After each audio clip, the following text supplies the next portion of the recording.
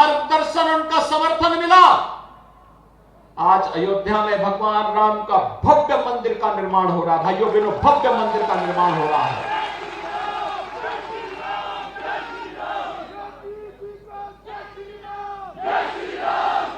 2023 के अंत तक जब अयोध्या में भगवान राम का भव्य मंदिर बनेगा तो दुनिया का सबसे बड़ा मंदिर होगा भाइयों बहनों, और ये भारत का राष्ट्र मंदिर भी होगा। हर भारतवासी गौरव की अनुभूति कर पाएगा कि अगर किसी कालखंड में विदेशी आक्रांता ने हमारे मानबिंदु और आस्था के केंद्रों को अपवित्र करने का प्रयास किया, तो जब हमारी आस्था को सम्मान देने वाली सरकार आई है तो हम उसे लेकर के रहेंगे, और अयोध्या में हमने लेकर के हम लोग रहे हैं।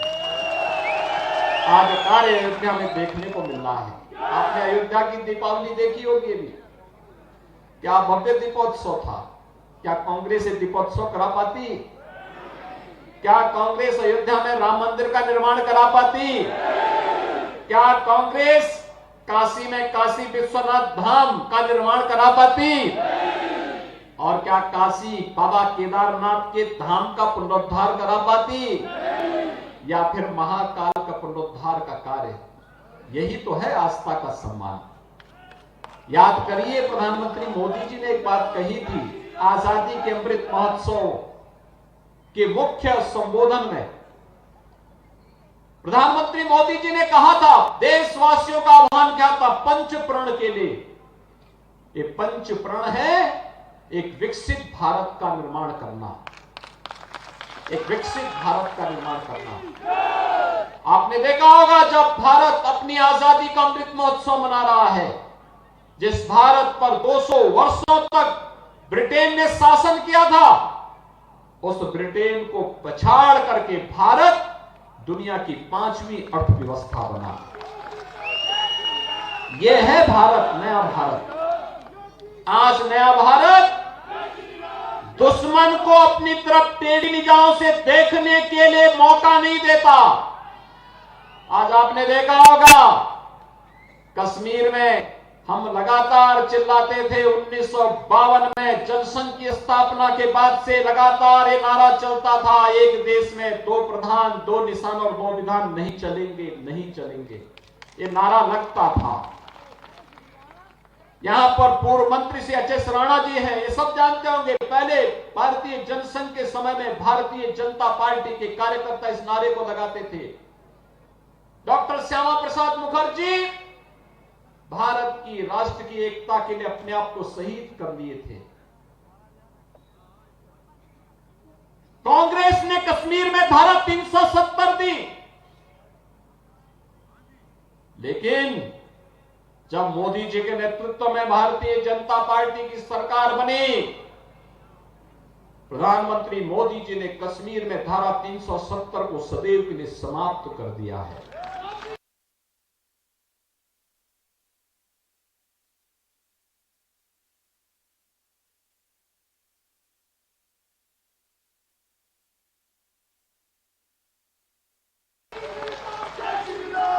कश्मीर से धारा 370 समाप्त। कश्मीर में धारा 370 के समाप्त होने के साथ ही आतंकवाद के अंतिम ताबूत में भी कील ठोकने का कार्य कर दिया गया कि अब आगे से भारत के अंदर आतंकवाद के लिए कोई जगह नहीं होगी। और अगर किसी दुश्मन ने भारत की सीमा में घुसने का प्रयास किया या भारत के खिलाफ कोई षड्यंत्र किया, तो सर्जिकल स्ट्राइक के लिए हिमाचल प्रदेश के वीर योद्धा जवान तैयार हैं। दुश्मन की धरती में घुस करके वहीं जाके मारेंगे। भाइयों बहनों, ये नया भारत है। एक तरफ वैश्विक स्तर पर भारत का सम्मान में भी वृद्धि करना, भारत की सीमाओं को सुदृढ़ करना, भारत के अंदर भारत के प्रत्येक नागरिक के लिए शासन की योजनाओं का लाभ देना, भारत की आस्था का सम्मान करना, भारत के विरासत को आजादी के अमृत महोत्सव वर्ष में उन राष्ट्र नायकों का स्मरण करना, उनके स्मारक बनाना, भारत के अंदर एक विकसित भारत के लिए कार्य करना, और अगर कहीं भी गुलामी का कोई अंश रह गया है तो उसको सदैव के लिए समाप्त करना, ये भारतीय आज का एक नया संकल्प भारत का है।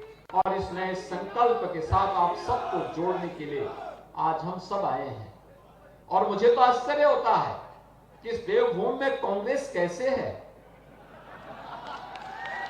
आप थोड़ा अनुमान कर लीजिए ना, उत्तर प्रदेश 25 करोड़ की आबादी का राज्य है, 403 विधानसभा है उत्तर प्रदेश में, और कांग्रेस के बाद कितनी सीटें मालूम है?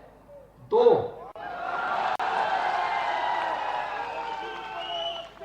किसी व्यक्ति के राम नाम सत्य है कि अंतिम यात्रा में भी 4 लोग लगते हैं, और यहां तो कोई ढोने वाला भी नहीं है। और भाइयों बहनों, मैं इसीलिए आपसे अपील करने के लिए आया हूं, जो आपकी आस्था को सम्मान न दे सकता हो, जो विकसित भारत के सपने में सहभागी न बन सकता हो, जो सुरक्षा की गारंटी न दे सकता हो, जो नौजवानों के हितों के साथ खिलवाड़ करता हो, बहन बेटियों की सुरक्षा का सम्मान न कर सकता हो, उसको समर्थन देने की कोई आवश्यकता नहीं, कोई आवश्यकता नहीं। भाइयों बहनों, कांग्रेस हमेशा कांग्रेस का हाथ माफियाओं के साथ रहा है, और अब तो उत्तर प्रदेश में सभी आस्था के स्थल एक नई आभा के साथ, नए काया और कलेवर के साथ वैश्विक मानचित्र पर छा रहे हैं। आप याद करिए, काशी में अकेले सावन के महीने में 1 करोड़ श्रद्धालु आए थे, 1 करोड़ श्रद्धालु काशी में। अयोध्या में देव दीपावली और इस पूरे महीने लगभग 1 करोड़ श्रद्धालु आए हैं। अनुमान कर लीजिए, एक वैश्विक स्तर पर छा रहा है।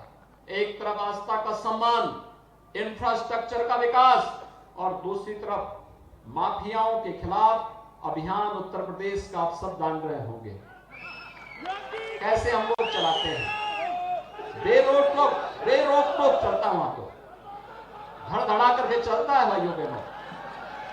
और इसीलिए ऐसा ना हो कि कोई कमजोर सरकार आ जाए और वहां के माफिया फिर चोरी छिपे दुम दबा करके यहां छुप जाए, फिर यहां से अपनी इस शांत क्षेत्र को, देवभूमि को भी कलंकित करने का कार्य करें। ऐसा कोई भी कार्य मत करना। और इसीलिए आप सबसे अपील करने के लिए मैं आया हूं कि हमें विकास और राष्ट्रवाद के मुद्दे पर बिना झुके, बिना रुके, बिना किसी भी प्रकार की प्रवाह के बगैर कार्य करने वाली सरकार चाहिए, और वह सरकार भारतीय जनता पार्टी आपको देगी। और इसीलिए मैं आपकी अपील करने के लिए आया हूं, श्री संजय गुलेरिया जी को भारतीय जनता पार्टी ने अपना प्रत्याशी बनाया है। भाइयों बहनों, मैं इस अवसर पर वर्तमान विधायक श्री अर्जुन ठाकुर जी का अभिनंदन करता हूं कि स्वयं इस मंच पर आकर के उन्हें अपना समर्थन देने के लिए आए हैं। यह भारतीय जनता पार्टी का कार्यकर्ता ही है, जिसके लिए देश पहले, देश के बाद पार्टी फिर महत्व रखती है, और पार्टी के बाद तब फिर स्वयं का स्वार्थ। पार्टी ने कहा कि यहां पे संजय गुलेरिया चुनाव लड़ेंगे, स्वयं अर्जुन ठाकुर ने अपनी सहमति दी, आज मंच पर यहां पर आए हैं। मैं उनका अभिनंदन करता हूं और आप सबसे अपील करता हूं कि भाइयों बहनों, 12 नवंबर को चुनाव होंगे, और 12 नवंबर के चुनाव में आप सभी लोगों से अपील करूंगा, स्वयं संजय गुलेरिया बनकर के हमें भारी बहुमत से चुनाव जिता करके भेजना है यहां से भारतीय जनता पार्टी के चुनाव चिन्ह कमल की फूल पर। और भाइयों बहनों, हिमाचल प्रदेश की जिम्मेदारी इसलिए भी है एक और प्रधानमंत्री मोदी जी का यशस्वी नेतृत्व है, प्रदेश में ठाकुर जयराम जी का यशस्वी लोकप्रिय नेतृत्व है, तो दूसरी ओर संगठन के मुखिया भी तो हमारे राष्ट्रीय अध्यक्ष माननीय श्री जेपी नड्डा जी और देश की सरकार के युवा मंत्री श्री अनुराग सिंह ठाकुर जी भी तो इसी हिमाचल की माटी के सपूत हैं। इसलिए आपकी जिम्मेदारी और ज्यादा बढ़ गई है। सभी लोग सहमत हैं ना? सभी लोग संजय गुलरिया बनकर के घर घर जाकर के 12 नवंबर को होने वाले चुनाव में कमल चुनाव चिन्ह पर वोट डलवाएंगे।